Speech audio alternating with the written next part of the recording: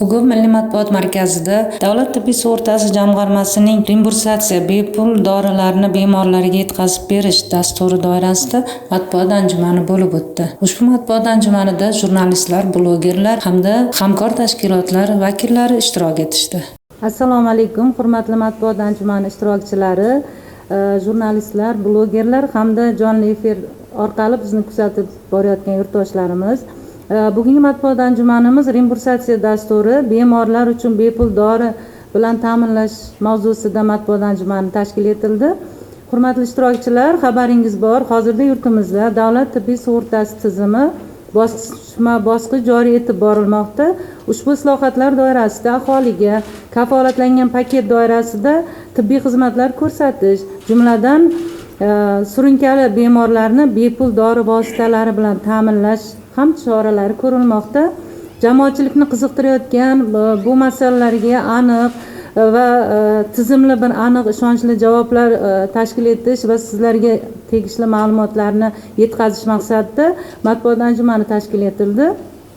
Matbuot anjumanimizda spiker sifatida Sog'liqni saqlash vazirligini tibbiy sug'urtani tashkil etish va muvofiqlashtirish bo'lim boshlig'i Shuhrat Almardanov, Davlat tibbiy sug'urtasi jamg'armasi ijro etuvchi direktor o'rinbosari Ulug'bek Kandimov, Dori-darmon aksionerlik kompaniyasining chakana savdoni rivojlantirish direktori Abduvohid Inag'amov hamda farmatsevtika mahsulotlari xavfsizligi markazidan Dilnozaxon Kamolova ishtirok etyaptilar. Shuningdek, zalda Davlat tibbiy sug'urtasi jamg'armasining mutaxassislari ishtirok etyapti. Shuningdek, matbuot anjumani O'zreport telekanali, shuningdek, Davlat tibbiy sug'urtasi jamg'armasining rasmiy Telegram kanali, YouTube sahifasi orqali jonli efirga uzatilyapti. Sizlar kuzatib borishlaringiz va o'zingizni qiziqtirgan savollarni bizga yo'llashingiz mumkin. Matbuot anjumanimizni ochib berish uchun so'zni Shuhrat Qudratovich Almardanovga beramiz. Marhamat, Shuhrat aka. Assalomu alaykum. Hurmatli bugungi anjuman ishtirokchilari, hurmatli ommaviy axborot vositalari vakillari. Avvalambor Sog'liqni saqlash vazirligi jamg'arma tomonidan sizlarga o'z minnatdorchiligimizni bildiramiz. Sababiki sizlar orqali xalqimizga sohada bo'layotgan sog'liqni saqlash tizimida olib borilayotgan keng ko'lamli islohotlar haqida o'sha ma'lumotlarni xalqqa yetkazishda keng yordam berayotganlari uchun. Albatta, mana yuqorida aytib o'tildi, hurmatli prezidentimizning tashabbuslari bilan xabarlaringiz bor. 2020-yil 12-noyabrda Sirdaryo viloyatida tajriba sinov tariqasida mana 48-90 qarorlari bilan umuman sog'liqni saqlashni tashkil etishning yangi modeli va davlat tibbiy sug'urta mexanizmlarini Sirdaryo viloyatida tajriba sinov tariqasida joriy chora-tadbirlar to'g'risida qarorga muvofiq dastlab Sirdaryo viloyatida 2020-yilda shu tajriba sinov amalga oshirildi. Shu bilan birgalikda shu yilning o'zida dekabrda Davlat tibbiy sug'urtasi jamg'armasi tashkil etildi. Xabaringiz bor, bunga muvofiq o'sha Jahon sog'liqni saqlash tashkilotining tavsiyalariga ko'ra shu Sirdaryo viloyatida amalga oshirilgan yangi model, ya'ni joriy etildi. Bunda aholiga ko'rsatilayotgan tibbiy xizmatning sifatini oshirish va ommabopligini oshirish, sohaga bosqichma-bosqich davlat tibbiy sug'urta tizimini joriy etish, tibbiy xizmat bozorida sog'lom raqobatni rivojlantirish, aholiga kafolatlangan paketga kiritilgan tibbiy xizmatlarni sifatli samarali tashkil etish maqsadida qariyb 1,5 yil davomida tajriba o'tkazildi.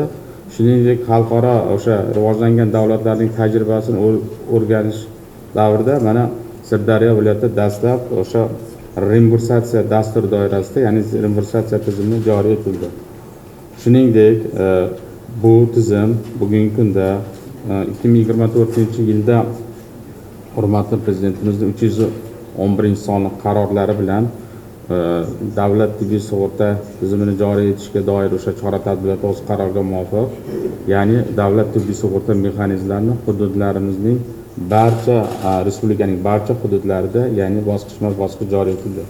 Bu bilasiz, bugungi kunda sug'urta tizimi, sog'liqni saqlash tizimida endi garchi yangilik bo'lmasa-da, ungacha sug'urta mexanizmlar joriy etilgan. Bilasiz, O'zbekistonda Bu ya'ni davlat tibbiy sug'urta mexanizmlari joriy etilyapti. Bu degani bu qisqacha qilib aytganda bugungi kunda aholiga ko'rsatilayotgan tibbiy xizmatlar xarajatlari ya'ni davlat byudjeti mablag'laridan qoplab berilishi va fuqarolardan sug'urta badali undirilmasligi ya'ni nazarda tutilgan. Bu ya'ni umumiy soliqlardan shakllanadigan ya'ni davlat byudjeti mablag'lari.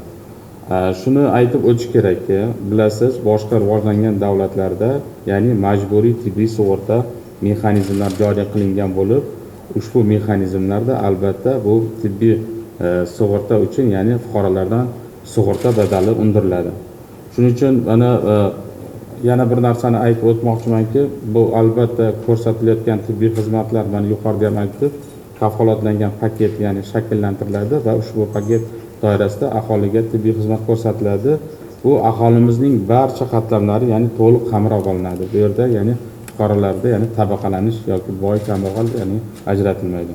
Shuni aytish kerakki, mana o'tgan yili mana Vazirlar Mahkamasining 382-sonli buyrug'i bilan o'sha aholiga byudjet mablag'laridan qoplab beriladigan kafolatlangan tibbiy yordam hajmi ya'ni belgilab berildi. Albatta bu o'sha hajm doirasida demak aholiga shu tibbiy xizmatlar tashkil etiladi.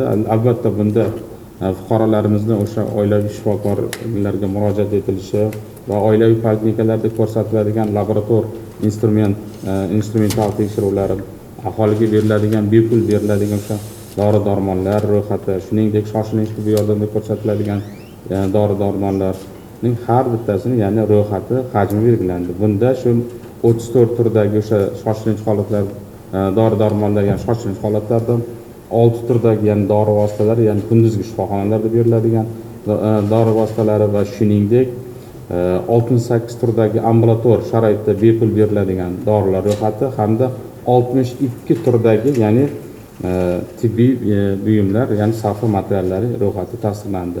Undan tashqari shu 29 turdagi diagnostik tekshiruvlar, 18 turdagi ya'ni laborator tekshiruvlar ham ya'ni belgilab berildi. Shuni ta'kidlash joizki, bu ushbu kafolatlangan paket ya'ni har yili ya'ni keyingi yilning ya'ni avgust oyigacha yana qayta ko'rilib, uning ya'ni ro'yxati qayta ko'rib chiqiladi. Bu albatta vakolat ya'ni Sog'liqni saqlash vazirligi va Moliya vazirligiga biriktirildi. Rahmat Shuhrat Qudratovich ma'lumotlaringiz uchun. Endigi navbatda Davlat tibbiy sug'urta jamg'armasi ijro etuvchi direktorining o'rinbosari Ulug'bek Mehmonovich Kandinovga beramiz. Marhamat Ulug'bek aka. Rahmat, so'z berganingiz uchun. Assalomu alaykum hurmatli anjuman qatnashchilari, hurmatli mehmonlar. Bugun demak asosiy mavzularimizdan o'sha sug'urta tizimida joriy etilayotgan reimbursatsiya dasturi to'g'risida so'z olib borar ekanmiz. Kelinglar, shu reimbursatsiya dasturini o'zi nimaligi, qaysi huquqiy asoslar asosida, qanaqa qilib tashkil etilayotgani haqida ozgina bir qisqa ma'lumot berib o'tadigan bo'lsak, hurmatli yig'ilish qatnashchilari, demak reimbursatsiya so'zi bu asli rem degani qoplab beraman degan ma'noni bildirib, ya'ni o'sha davlat byudjeti mablag'lari hisobidan aholiga berilgan dori vositalarini qoplab berish degan tushuniladi. Demak, bu bilan nimaga erishiladi? Ushbu dastur asosida ushbu dastur bilan demak o'sha davlat nazorat ostida sifatli va tibbiy sug'urta tizimi rivojlanadi. Bu bilan aholining dori vositalari bilan aholi dori vositalariga bo'lgan ehtiyoji qoplab boriladi va albatta bemorlarning o'sha moliyaviy yukini kamaytiradi. Ya'ni o'sha dorilarni bepul berilish orqali mana shu yuqorida aytib o'tgan yutuqlarga erishilar ekan. Endi bu huquqiy asoslar to'g'risida gapiradigan bo'lsak, reimbursatsiya dasturi dastlab hurmatli prezidentimizni 48-90-20-yildagi o'sha 48-90 qarorlari asosida tibbiy sug'urtani tajriba dasturi asosida Sirdaryo viloyatida joriy etilganda, shu bilan birgalikda o'sha reimbursatsiya dasturi ham kiritib borilib, u paytda 5 turdagi kasallikka 11 turdagi dori vositalar bilan ta'minlanib kelingan. Endi mana bugungi kunda hurmatli prezidentimizni 24-yil 5-sentyabrdagi 311-sonli qarorlariga muvofiq Vazirlar Mahkamasining 619-sonli qarorlari imzolanib, tasdiqlanib, u asosida demak 5 turdagi kasallik emas, o'sha kasalliklar turlari ham kengaytirildi, ya'ni surunkali, yuqumli bo'lmagan eng ko'p uchraydigan kasalliklar desak ham mubolag'a bo'lmaydi, lariga demak 28 turdagi dori vositalar berilishi yo'lga qo'yildi. Demak, dori vositalarimiz ham mana kasalliklar turlari ham ko'payib boryapti va shu bilan birgalikda mana bugungi kunda o'sha berilayotgan 28 turdagi o'sha kasalliklarga oid dori vositalari berilish tartibi yo'lga qo'yilib, ushbu albatta bu dori vositalari o'sha aholini o'zini oilaviy shifokoriga borish orqali oilaviy shifokor uni tegishli tekshiruvlardan o'tkazib, kasalliklarni aniqlagan holda unga elektron retsept rasmiylashtirilishi va elektron retsept rasmiylashtirilgan elektron retseptning SMS kod orqali, u raqam orqali bemorning Davlat tibbiy sug'urtasi jamg'armasi bilan shartnoma tuzgan dorixonasi orqali dori vositasini bepul olishi ko'zda tutilgan va uni xarajatlarini esa Davlat tibbiy sug'urtasi jamg'armasi tomonidan qoplab berilishi yo'lga qo'yilgan. 25-yil mana o'tgan yilni oladigan bo'lsak, o'tgan yilning o'zida 1 million 300 nafardan ortiq mana bemorlarni o'sha bepul dori vositalari bilan ta'minlab, ularga 2,5 milliondan ortiq retseptlar rasmiylashtirilgan, elektron retseptlar va 90 milliard so'mga yaqin o'sha dorixonalar tomonidan berilgan dori vositalarini qiymatlari qoplab berildi. Endi bu bilan yana jamg'armani mana bu manshetdagi rolini qanday roli bor deydigan bo'lsak, demak o'sha reimbursatsiyaga o'sha rejalashtirilgan mablag'larni demak jamg'arma boshqarib boramiz, jamg'arma tomonidan boshqarib boriladi va o'sha belgilangan limitlarni shakllantirib boramiz, o'sha naqalarga belgilangan limitlarni va shuningdek o'sha elektronik retseptlarni rasmiylashtirilishi monitoringi olib boriladi jamg'arma tomonidan va maqsadli sarflanish ustidan nazorat olib boriladi. Demak, reimbursatsiya dasturini qamrovini yanada bizani asosiy tibbiy sug'urta o'sha tizimidagi asosiy yana maqsadlardan o'sha reimbursatsiya dasturidagi o'sha kasalliklarni yana qamrab olish, kasalliklarni turini qanchalik ko'paytirish maqsad qilayotgan bo'lsak, shu qatorda dori vositalarining turlarini ham ko'paytirish maqsad qilib olganmiz va albatta shu bilan birgalikda asosiy o'sha urg'umiz, ya'ni birlamchi tibbiy sanitariya yordam muassasalaridagi ko'lamni kengaytirish, ya'ni barcha aholini qamrab olib, iloji boricha o'sha ambulator sharoitda ularni davolab, ulardan kasalliklarni, asoratlarni oldini olish, bu bilan kasalliklarni kamaytirishi va shu bilan birgalikda aholini umr ko'rish davomiyligini uzaytirishga qaratilgan asosiy maqsadimiz. Rahmat Ulug'bek Mehmonovich.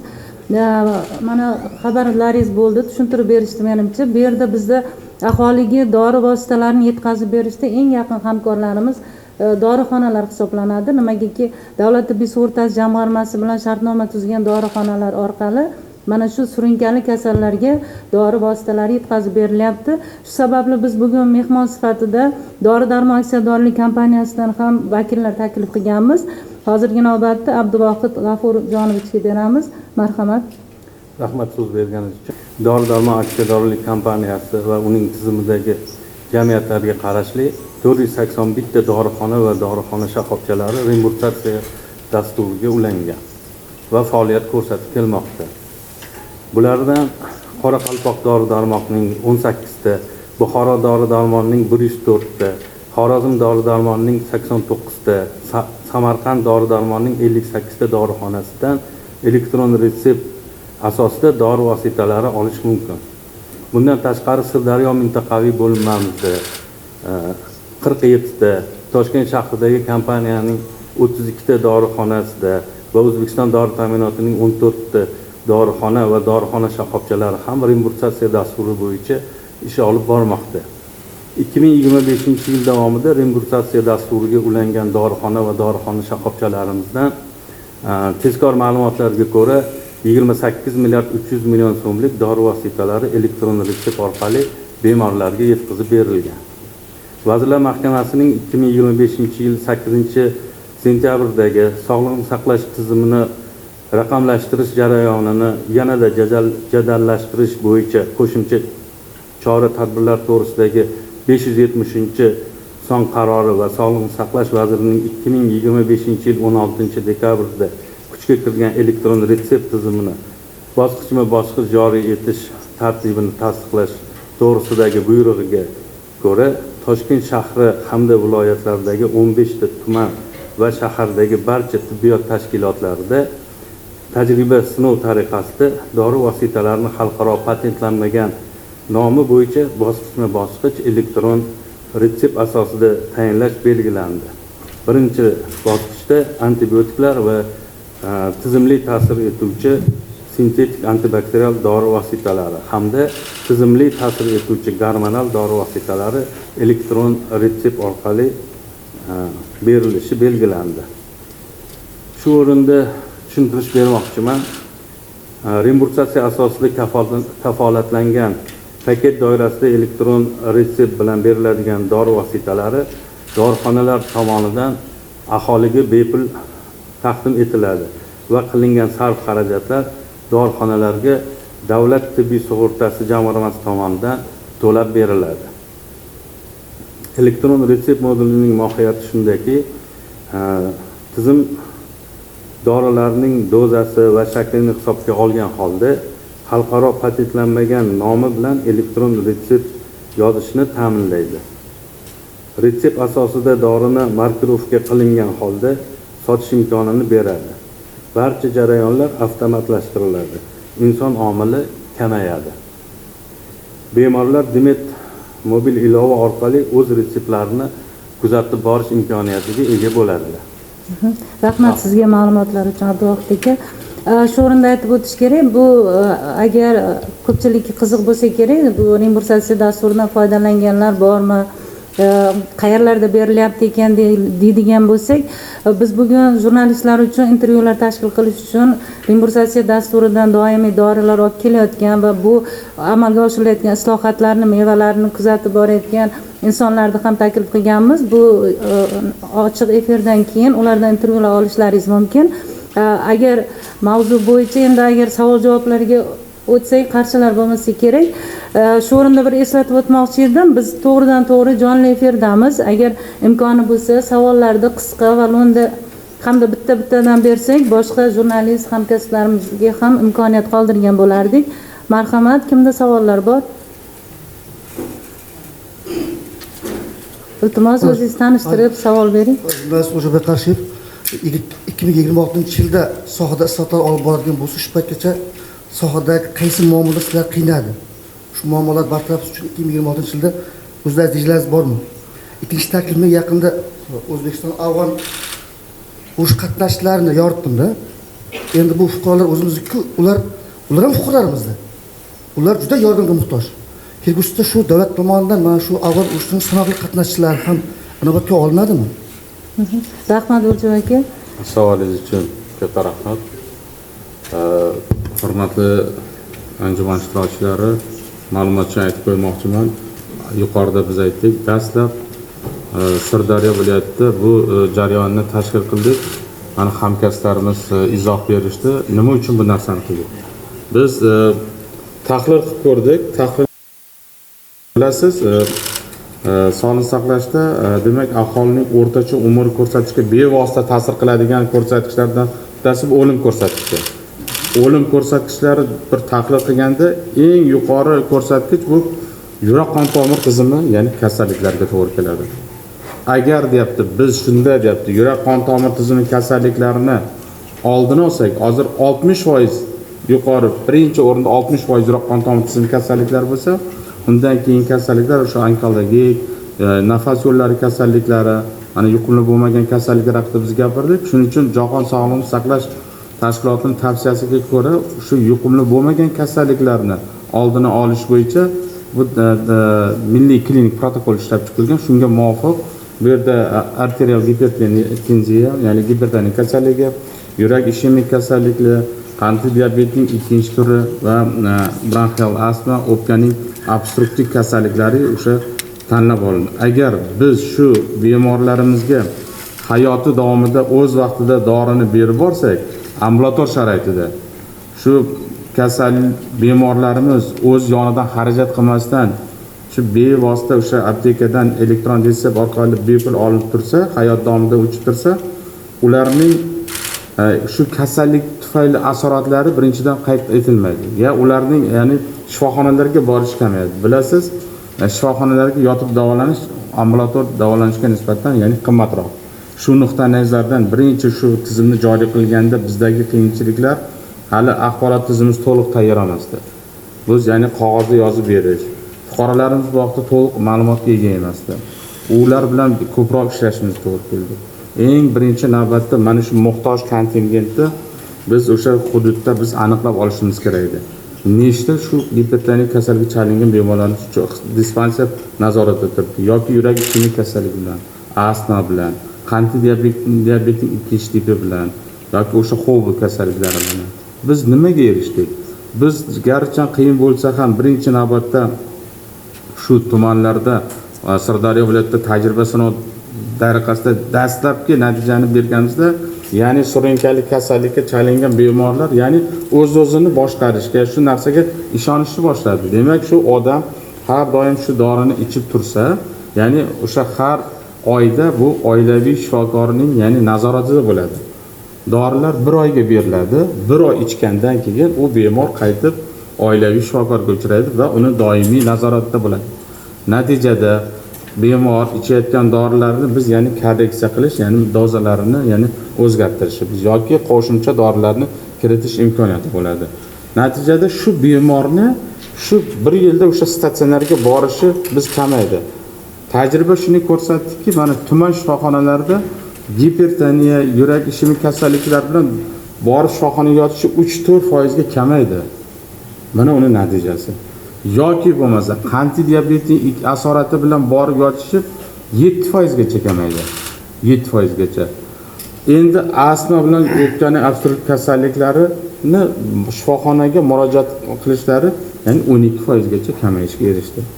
Agar shu odamlar kasallik, ya'ni qo'zg'alishdan oldin yoki o'sha qon bosimi chiqishdan oldin shu dorilarni ichib, doimiy o'zini nazorat qilib boshqarib tursa, bu kabi ya'ni asossiz yoki o'sha statsionarga bo'lgan ortiqcha xarajatlarning ya'ni kamayishiga biz erishdik.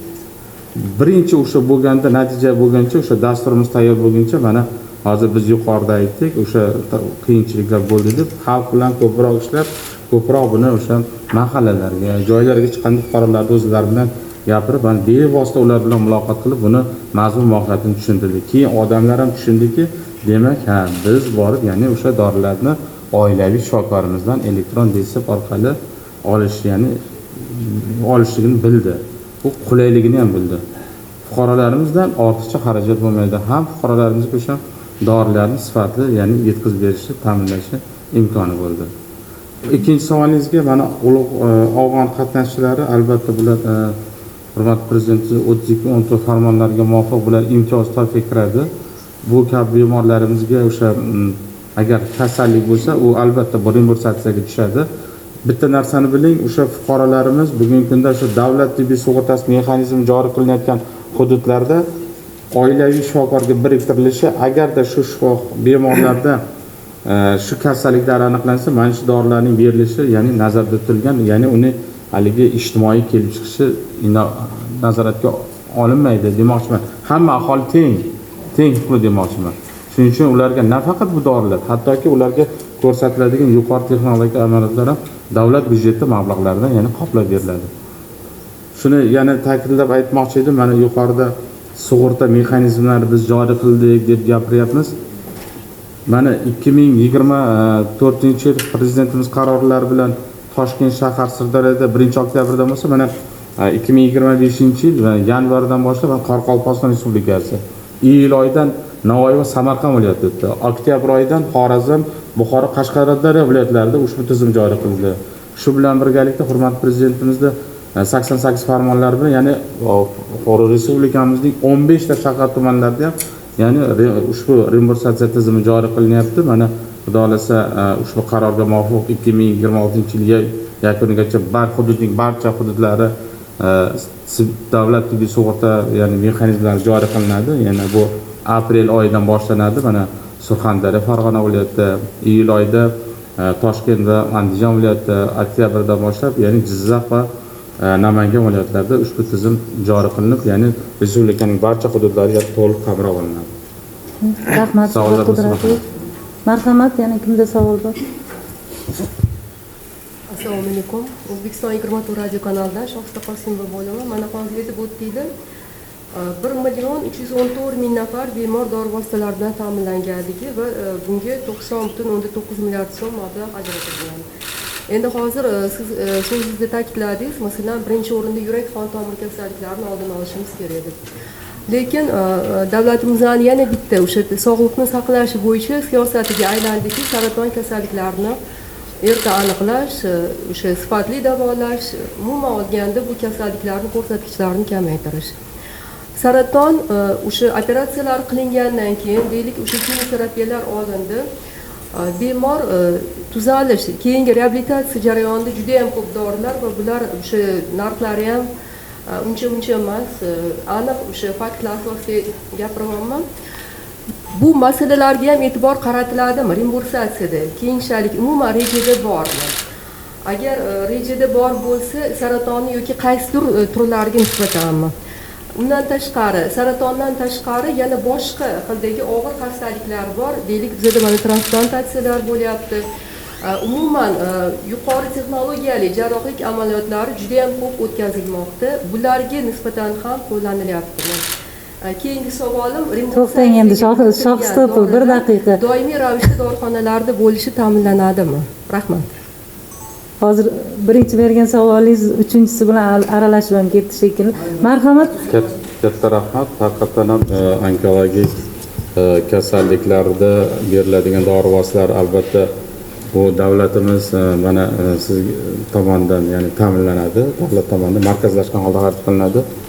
Yuqorida aytdik, mana o'tgan yili 382-sonli Vazirlar Mahkamasining yana qarori qabul qilindi. Unda 68 turdagi ambulator sharoitda beriladigan dori vositalari deb aytdik. Unda birinchi o'sha narkotiklar, psixotrop dorilar, onkologik kasalliklarga beriladigan dori vositalari, ya'ni transplantatsiya uchun, transplantatsiyadan keyingi beriladigan o'sha immunosupressorlarimiz, u dori vositalari, mana yurak operatsiyalar o'tkazgan bemorlarga beriladigan dori vositalar va shuningdek o'sha qandli diabetga chalingan bemorlarga beriladigan, ya'ni dori vositalar. Shu 68 ta dori vositasini biz 28 tasini reimbursatsiya tizimiga oldik. Endi qarang, hali oldimizda yana 40 ta dori bor. Hamkasblarimiz ham mana aytdi, biz keyingi qilayotgan ishlarimiz uni ko'lamini, ro'yxatni kengaytirish.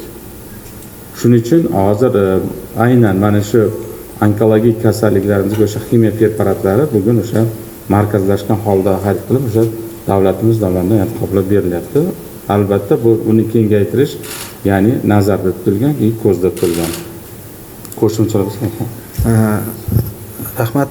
Yana ruxsat bersangiz, ozgina qo'shimcha qilib o'tsak, demak, mana yuqorida Shuhrat akam aytib o'tdilarki, o'sha dori vositalar onkologik kasalliklari va boshqa kasalliklari ham nazarda tutilgan.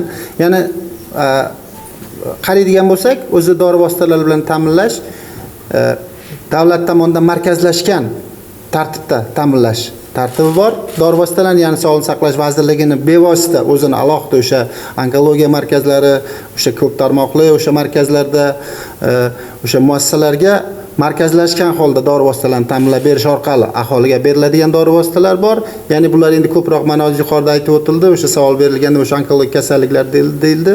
Shuhrat akam mana aytib berdilar, o'sha onkologik kasalliklar bu birinchi o'rinda nazarda tutilgan.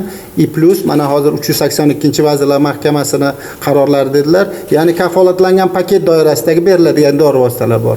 Ya'ni biz hozir o'sha suhbatimiz davomida gapirib o'tyapmiz, o'sha mana hozir 382 Vazirlar Mahkamasining qarorlari bilan tasdiqlangan kafolatlangan hajmdagi dori vositalari turlari va tibbiy buyumlarning soni bugungi kunda 170 ta deb sanalayotgan bo'lsa, har yili mana aytib o'tdilar, sog'liqni saqlash asta-sekinlik bilan bu dori vositalarining turlari ham, sonlari ham ko'payib boradi. Shu bilan bir qatorda reimbursatsiya dasturi asosidagi beriladigan dori vositalarini ham, ya'ni kasalliklarni qamrab olish, shuning ichida mana bugungi kunda hamma mana ko'rayotgan bo'lishlari kerak. Televizorlarda ham, hamma yoqda, mana radiolarda aytilyapti, что o'sha turli xil kasalliklar, ya'ni onkologik davlat rahbarimiz ham, hukumatimiz ham bular ustida ancha ishlar olib borilyapti. O'sha qarorlar imzolanyapti. O'sha kasalliklarni qamrab olish to'g'risida, kasalliklarni davolash, ularni o'sha asoratlarni oldini olishga ancha ko'rilayotgan choralar ko'rib kelinmoqda. Demak, o'sha siz hozir bergan savolingiz juda o'rinli.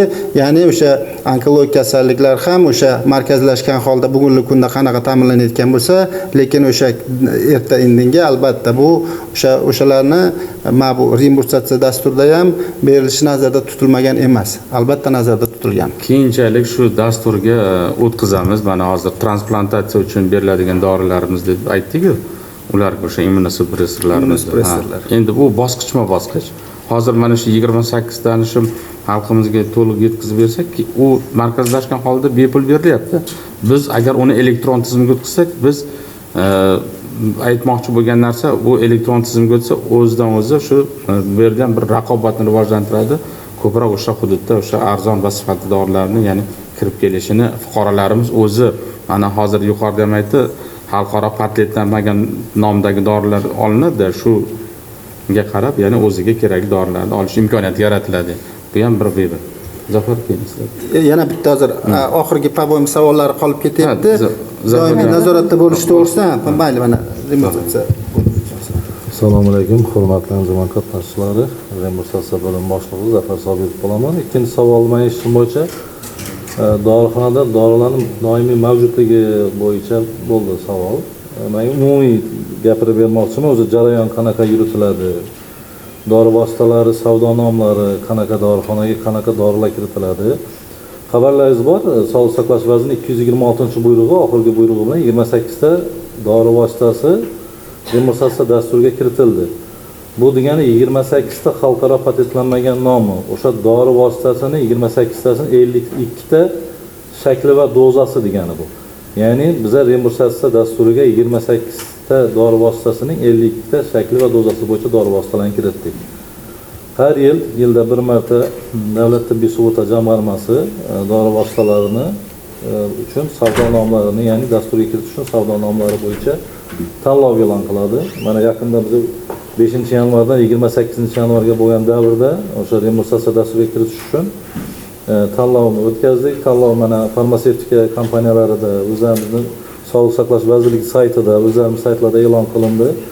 Hamkorlik qildik, ishladik. Men bu bo'yicha hisobot bermoqchiman. Tanlov bo'yicha hozircha 28 ta dori vositasining 158 ta savdo nomlari reimbursatsiya dasturiga kiritildi.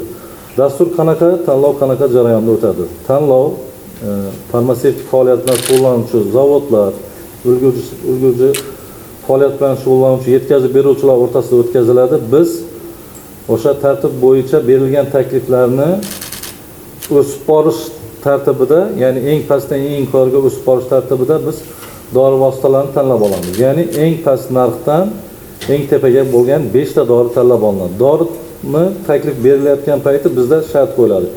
Ya'ni dori vositasi O'zbekistonda farmatsevtika faoliyati bilan shug'ullanish uchun litsenziyaga ega bo'lishi kerakligi, farmatsevtika mahsulotlar xavfsizlik markazidan o'zini muvofiq sertifikatiga ega bo'lishi kerakligi va yil davomida dorini hajmini, yetkazib berish hajmini ushlab turish majburiyati yuklatiladi. Shartnomalar hozirda biz 22 ta o'sha farmatsevtik kompaniyalar bilan 22 tasi bilan shartnoma imzoladik. 1000 dan oshiq 2026-yilda 1000 dan oshiq biz yuridik shaxs, ya'ni dorixonalar bilan shartnoma imzoladik. Demet dasturidan xabarlaringiz bor. Demet dasturiga bizdan o'sha dori vositalarimiz, savdo nomlari to'liq kiritildi. To'liq kiritilgan jarayonni yana bir qisqagina tushuntirib o'taman. Dorixona bilan bir minut Zafar Oripjonovich, bu endi menimcha jurnalistlar juda ko'p tushunishmayapti tanlov haqida. Keling siz o'sha bemor reimbursatsiya dasturidan qanday foydalanadi?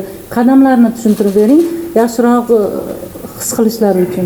Nazoratga olinadi. Dispanser nazoratga olingandan keyin bu reimbursatsiya dasturi ishtirokchisi hisoblanadi. Dasturning ishtirokchisi hisoblangandan keyin bemorga o'zini kasalligidan kelib chiqib, o'sha kasalligi bo'yicha dori vositasi 1 oylik dozasi va shakli bo'yicha 1 oylik dori vositasi yoziladi. Reseptni amal qilish muddati 7 kun. 7 kun ichida bemor agar reseptni borib dorixonadan olmasa, bemorga qaytadan retsept shakllantiriladi va birinchi retsept annulyut qilinadi, ya'ni yo'q qilinadi. Har oyda biz dastur shunaqa mukammallashyapti.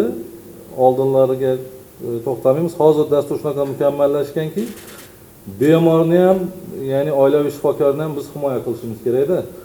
Bemorni himoya qiladiganimiz klinik protokollarda belgilangan dori vositasini o'zini ichish normasidan, ya'ni ichishi kerak bo'lgan dozasidan aytadilar. Dozasidan ortiqni oilaviy shifokor yozishni xohlagan taqdirda ham yoza olmaydi. Dasturga shunaqa cheklov qo'yilgan. Ikkinchidan inson omili deydi. Inson omili xato qilish, ya'ni oilaviy shifokor ham dori vositasini belgilangan tartibdan oshiqcha yoza olmaydi. Chunki dasturda bemorga belgilanishi bo'lgan minimal va maksimal dozirovkalar bo'yicha cheklovlar qo'yilgan. Shu jarayonda bemorlar bilan oilaviy shifokorlar o'rtasida munosabat o'rnatiladi.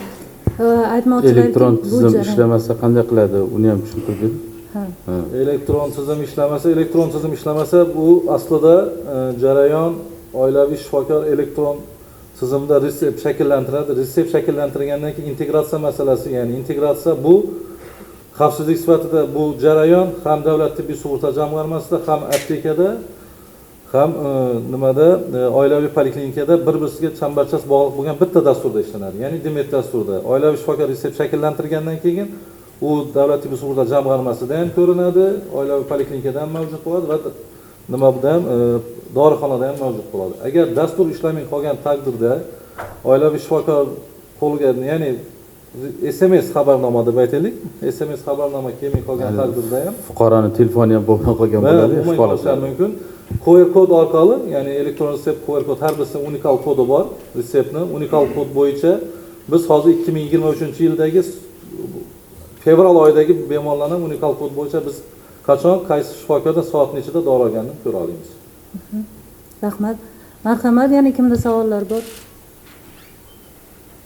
Nurafshon telekanalidan Rixsixon Najimova. Men so'ramoqchi bo'lganim shu 12 xil turdagi dori vositalari bilan uzluksiz ta'minlanishi kafolatlanganmi? Ular dorixonaga borganda masalan davlat tibbiy sug'urta jamg'armasi bizga pul o'tkazmagan, bizda dori yo'q sizlar uchun. Shunaqa muammolar bo'lib qolishi mumkinmi? Muammosiz hech qachon yechim bo'lmaydi. To'g'ri savol. Nimaga men boya aytib o'tdim, Vazirlar Mahkamasining 619-qarori bo'yicha biz dorixonalarga xarajatlarni qoplab berishimiz qarorda belgilangan. Ya'ni qarorda belgilanish bo'yicha boshqa bu tarafdan aytaman. Bir oyda bir marta dorixonalar xarajatlari qoplanadi. Dorixona xarajatlari o'sha oy tugagandan keyin 5 kun ichida dorixona o'ziga tegishli bo'lgan yuridik majburiyatiga ega bo'lgan hisob fakturani davlat tibbiy sug'urta jamg'armasiga jo'natadi. 5 ish kunida davlat tibbiy sug'urta jamg'armasi fakturani o'rganadi. Agar fakturada, ya'ni hisob fakturada, to'lovchi hisob fakturada xato va kamchilik bo'lsa, sababini ko'rsatgan holda yetkazib beruvchiga hisob faktura qaytariladi va yangilangan hisob faktura olib tekshirib to'g'ri bo'lgandan keyin dorixonaga xarajatlar qoplab beriladi. Dori vositalarining doimiy mavjudligini ta'minlash maqsadida shu maqsadda kuzatuv kengashimizning 81-95 majlis bayonida biz belgilab o'tganmiz. Ya'ni bitta dori vositasining xalqaro patentlanmagan nomining eng kamida 5 ta savdo nomi dorixonada mavjud bo'lishi kerak deganligi. Ya'ni bitta dori vositasini faqat bitta savdo nomi emas, 5 ta savdo nomi bo'lishi mumkin. Tanlov bo'yicha agar 10 bitta xalqaro patentlanmagan nomiga 5 ta va undan ortiq savdo nomlari taklifi kelib tushsa, biz o'sha 5 tagacha bo'lgan savdo nomini belgilab cheklov belgilaymiz, ya'ni cheklangan qoplash qiymatini belgilab olamiz va shunaqa imkoniyat yaratamiz. Yetkazib beruvchilar agar biz cheklangan qoplash qiymatimizga narxini tushiradigan bo'lsa, biz u savdo nomlarini ham remusatsiya dasturiga kiritilamiz. Shunaqa dori vositalarimiz bor, 8 dan ortiq savdo nomi bitta yo'nalishda kiritilgan. Rahmat sizga. Abduvahid G'afurjonovich, siz ham to'ldirmoqchisizmi menimcha bu fikrlarni hamkorligimiz doirasida? Marhamat. Hozirgi kunda Dori-Darmon aksiyaviy kompaniyasiga qarashli dorixona shoxobchalarimizni aksariyati oilaviy poliklinikalar hududida joylashgan. Bu elektron retsept orqali yozilgan dorilarni shu dorixona shoxobchalaridan olish bu bemorlarga osonlik bo'lishi uchun. To'g'ri aytib o'tdilar, hozirgi kunda shu 28 xil turdagi dorilarni hamma turi ham doimiy ravishda dorixonada bo'lmay qolyapti, lekin harakat qilinyaptiki, shu maksimal darajada shu ehtiyojni qondirish yuzasida dori bilan ta'minlash. Rahmat. Marhamat, yana savollar bo'lsa, faqat iltimos jonli efirda ekanligimizni hisobga olib bittadan savol berib va mavzudan chiqmagan holda. Assalomu alaykum, Usmonbek Ibrohimov. Bir necha savolim bor edi. Birinchisi, tibbiy mana shu sug'urta nima uchun yildan yilga kechikib boryapti? Ya'ni 2017-yilda prezident qarori chiqqan. Mana 2027-yil kelsa 10 yil bo'ladi. Har yili muddat uzaytirib borilyapti. Sababi nima? Mana shu 2027-yilda mustaqil markazga aylanadi deyilyapti. Mustaqil markaz degani nima degani? Ya'ni uni manbalari nima bo'ladi? Va faqat sizlar dorini bepul berasizlarmi yoki xizmatlarga ham ya'ni pul berish va bu xizmatlar uchun xususiy sektorga, ya'ni xususiy klinikalarga ham pul to'lab berish tizimi joriy etiladimi? Va bunga ham qanchadir 10 yil vaqt ketadimi yoki rejada qanaqa? Ikkinchi savolim mana shu 28 turdagi dori vositalarini mana sotib olish jarayonini aytdi. Ya'ni u mana sizlar sotib olayotgan dorilar aytaylik bozorni chakana emas, o'rtacha narxida qancha tafovut bor? Ya'ni aytaylik bitta dorini sizlar 10 so'm olsanglar, o'zi ko'chada u qancha? Ya'ni o'rtadagi tafovut necha pul? Yana bitta savolim bor edi. Mana ijtimoiy himoya milliy agentligi ham sug'urtani nima qilishdi, joriy qilishdi. Yuqorida aytdingiz, ya'ni ona shu odamni bu doriga haqiqatan ham muhtojligini aniqlash qiyin bo'lyapti dedingiz. Ijtimoiy himoya milliy agentligida u aniqlash sistemasini yo'lga qo'yishdi. Ya'ni sizlar daromadi yuqori bo'lgan shaxslarga ham shu dori bepul beriladimi? Ya'ni kambag'alga ham, masalan, ayollar daftarida turgan odamga ham shu xizmat yoki aytaylik 100 million daromadi bor fuqaroga ham shu xizmat bir xilmi? Javob uchun rahmat. Savolingiz uchun rahmat, lekin hurmatli spikerlar, bizda 2 daqiqacha vaqt qolyapti. Juda qisqa lo'nda javob berishga to'g'ri keladi. Keyin efir tugagandan keyin Bafurja savollarga javob beramiz. Savolingiz uchun katta rahmat. 2018-yilda sog'liqni saqlash tizimini isloh qilish, ya'ni strategiyasi, konsepsiyasi ishlab chiqilgan. 18-yilda edi, 55-90. Shu konsepsiyaga muvofiq davlat tibbiy sug'urta, majburiy tibbiy sug'urta joriy qilinishi ko'zda tutilganda xabaringiz bor. 2020-yilda prezidentimizni 48-90 qarorlari qabul qildi. Orada pandemiya bo'lib qoldi, natijada bu kechikdi. Sizga yuqorida biz izoh berdik. Sog'liqni saqlash, Jahon sog'liqni saqlash tashkiloti va xalqaro ekspertlarni kelib hududda O'zbekistonda aholining ijtimoiy, iqtisodiy, demografik holatini o'rgangandan keyin shu xulosaga kelindiki, O'zbekistonda hozir davlat tibbiy sug'urta mexanizmlarini joriy qilish. Biz yuqorida aytdik, bu ushbu tizim mexanizm joriy qilinganda, mexanizm deb gapiryapman sizga. Shu bosqichma-bosqich joriy qilamiz. Bu yerda fuqarolardan, ya'ni sug'urta badali undirilmaydi. Keyin aholiga ko'rsatilayotgan tibbiy xizmatlar hammasi davlat byudjetidan qamrab olinadi. O'rda aholining barcha qatlamlari yana qamrab olinadi. Biz aytdik, o'sha tibbiy yordam ko'rsatish darajasi, первичный звено deymiz, o'sha tibbiy xizmat, ya'ni ambulator statsionar sharoiti tuman darajasi, ya'ni ambulator xizmatdan statsionar xizmatdan boy, kambag'al degan narsa ajratilmaydi, tabaqalanmaydi. Keyingi qadamga o'tganda fuqarolarimiz tabaqalanadiki, kimgaki bu imtiyozli toifadagi odamlarga ixtisoslashtirilgan yordam, statsionar yordami. O'sha yerda haligi imtiyoz toifadagilar davlat byudjetidan, haligi imkoniyati bor odamlar u pullar asosida tibbiy xizmat ko'rsatadi. Uchinchisi ham xuddi siz aytayotgan hozir ijtimoiy sug'urta, u bilasizmi, boshqa narsa. Ijtimoiy sug'urta to'g'ri, ijtimoiy himoya milliy agentligida joriy qilindi. Bu yerda o'sha homiladorlarga, banishni haligi kasallik varaqasi orqali o'sha homiladorlik ta'tiliga chiqqanlarga, ya'ni ularni haligi xarajatlarni qoplash uchun ijtimoiy himoya milliy agentligida ijtimoiy sug'urta tashkil etildi. Keyin o'rda siz aytyapsiz, mana kasalliklarni belgilash. Biz jarayonda tushuntirib o'tdim. Boshida bizda shu narsani shakllantirish bizga qiyinchilik bo'ldi. Chunki dasturimiz tayyor emasdi va vaqt o'tdi. Dastur tayyor bo'ldi. Hali aytganimizda hamma odamni o'sha uchta dispanser nazorat turgan odamlarni ro'yxati aniq bor. Shu orqali biz oldin ehtiyojni qo'lda qilsak, hozir elektron shaklda ehtiyoj qilmaymiz. Odamlar shu narsaga muhtojmi? Elektron retsept orqali bu narsani bevosita shu aptekadan olish imkoniyatini yaratildi. Bu fuqarolardan ham so'rayapmizda, siz nimaga shu dorini olmadingiz? To'g'ri aytadi, meni imkoniyatim bor-ku, men o'zim sotib olaman, imkoniyati yo'qlar olsin deb, mana bunaqa gaplar ham bor. Lekin aytyapman, bu hammaga teng. Rahmat Shuhrat Qudratovich. Hurmatli matbuot anjumanimiz ishtirokchilari, bugun davlat tibbiy sug'urtasi tizimida joriy etilayotgan reimbursatsiya, ya'ni aholiga surunkali bemorlarga bepul dori vositalari yetkazib berish mavzusida matbuot anjumani o'tkazdik. Mana sizlar bilan fikrlashib, sizlarni qiziqtirgan savollarga javob berishga harakat qildik. Bu ushbu tizimni ochiqligi va aholi uchun manfaatli ekanligini yana bir marta sizlarga ta'kidlaymiz. Faol ishtirokingiz uchun va qiziqarli savollar uchun jurnalistlar, blogerlarga minnatdorchilik bildiramiz. Rahmat, sog' bo'linglar. Hurmatli spikerlar, sizlarga ham rahmat.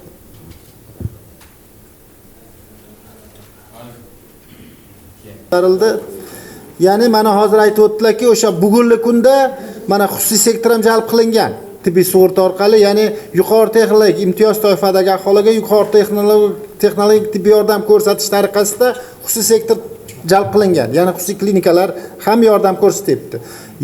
Bugungi kunda o'sha mana chora-tadbirlar ishlab chiqilyapti. Ya'ni o'sha birlamchi tizimni ham, o'sha poliklinika tizimini ham, davlatlarda ham xususiy sektor olib kirish, kirib kelishi ko'rib chiqilyapti masalalari. Men misol tariqasida oladigan bo'lsak, mana shu 88 prezident farmonlari asosida tajriba sinov loyihasi joriy etilgan. Mana 15 ta hududimizda, ya'ni tibbiyot muassasalarida. O'shalarda mana hozir outsourcing stomatologiya xizmatlarini qarang, qadam kirib borilyapti. Tajriba sinov tariqasida. Qani hozir mana stomatologiya xizmatini o'sha mana anaqaga berilyapti poliklinikalardagi. Mana shu orqali mana asta-sekin natijasi o'rganiladi. Keyin o'sha laboratoriya xizmatlari va keyin asta-sekinlik bilan o'sha birlamchi tizim xizmatlari, boshqa xizmatlar ham asta-sekinlik bilan xususiy sektor jalb qilib boshlanadi. Bu o'zi anaqa bilan berilgan. Davlat rahbarimiz ham aytibdilar, o'sha sog'lom raqobatni rivojlantirishimiz uchun, ya'ni davlat muassasalarini yanada o'z ustida ishlashi, yanada ishini yaxshiroq olib borish uchun xususiy sektorni jalb qilishimiz kerak degan masalalar qo'yilyapti. Juda zo'r, mana shunaqa savol mana. Xususiy sektorni jalb qilinish to'g'risida mana shunaqa naqalar ko'rib chiqilyapti.